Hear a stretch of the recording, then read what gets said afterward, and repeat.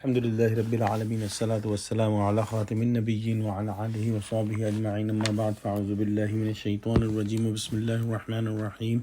قال الله تعالى في سورة النساء: لكن الراسخون في العلم منهم والمؤمنون يؤمنون بما أنزل إليك وما أنزل من قبلك والمقيمين الصلاة والمؤتون الزكاة والمؤمنون بالله واليوم الآخر أولئك سنؤتيهم أجرا عظيما۔ ترجمہ: مگر جو لوگ ان میں سے علم میں پکے ہیں اور جو مومن ہیں وہ اس کتاب پر جو تم پر نازل ہوئی اور جو کتابیں تم سے پہلے نازل ہوئی سب پر ایمان رکھتے ہیں اور نماز پڑھتے ہیں اور زکوٰۃ دیتے ہیں اور خدا اور روز آخرت کو مانتے ہیں، ہم ان کو عنقریب اجر عظیم دیں گے۔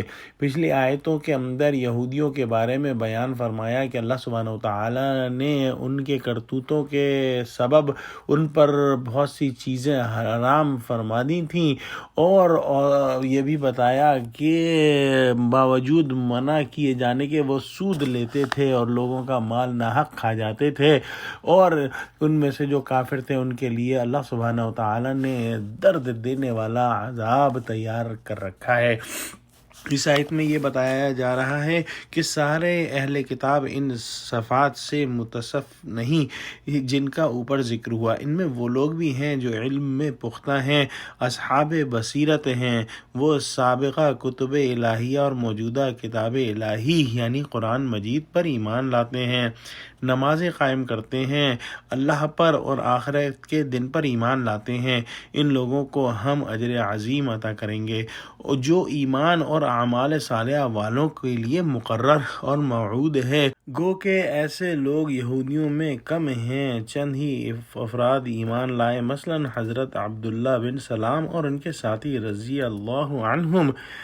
جس طرح کفر پر جمنے والے اور ان پر ڈٹے رہنے والوں کے لیے اللہ سبحانہ وتعالیٰ نے عذاب علیم تیار فرمایا ہے، اسی طرح ایمان قبول کرنے والوں اور اعمال صالحہ اختیار کرنے والوں سے اجر عظیم کا وعدہ فرمایا ہے۔